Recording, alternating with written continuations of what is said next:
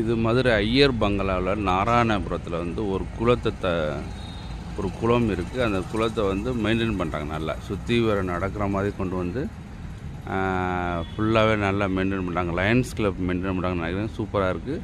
உண்மைக்கு ஒரு குளம் வந்து தப்பித்தது அப்படின்னு சொல்லலாம். இது மெயின்டைன் பண்ணுறதுனால இது குளத்தை யாரும் ஆக்குப்பை பண்ண முடியாதனால, அதனால் நாராயணபுரம் மதுரை நாராயணபுரத்தில் ஒரு குளம் வந்து தப்பித்தது.